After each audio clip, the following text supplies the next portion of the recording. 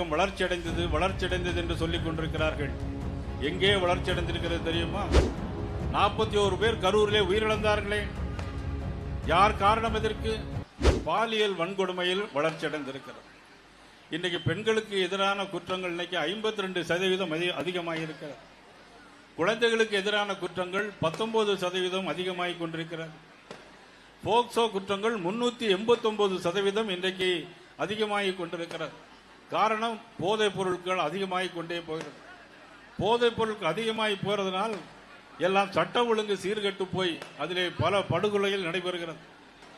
41 பேர் கரூரிலே உயிரிழந்தார்களே, யார் காரணம்? எதற்கு? தமிழக அரசாங்கம் பொறுப்பேற்க வேண்டும். தமிழக முதலமைச்சர் அதற்கு பொறுப்பேற்க வேண்டும்.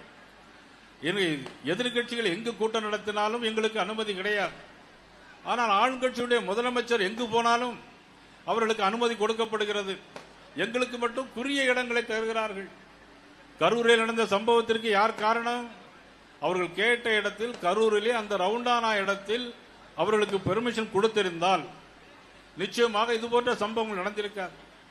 அது மட்டுமல்ல, அங்கே லத்தி சார்ஜ் நடந்திருக்கிறது. அங்கே பேசும்போதே செருப்ப கலத்தை வீசியிருக்கிறார்கள். எல்லோரும் சாக்கடையிலே விழுந்து செத்தவர்கள் பல பேர்கள். இதையெல்லாம் இன்னைக்கு தமிழக மக்கள் பார்த்து கொண்டிருக்கிறார்கள். கள்ளக்குறிச்சியில் மட்டும் 65 பேர் இறந்து போனார்கள்.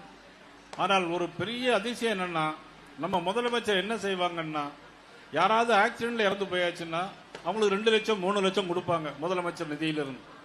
ஆனா சாராயம் குடிச்சு, அதுலயும் கள்ள சாராயம் குடிச்சு இறந்தா 10 லட்சம் ரூபாய் கொடுப்பாங்க. இதுதான் திராவிட மாடலுடைய ஆட்சி என்பதை இந்த நேரத்திலே மக்கள் அனைவருக்கும் நான் தெரிவித்துக்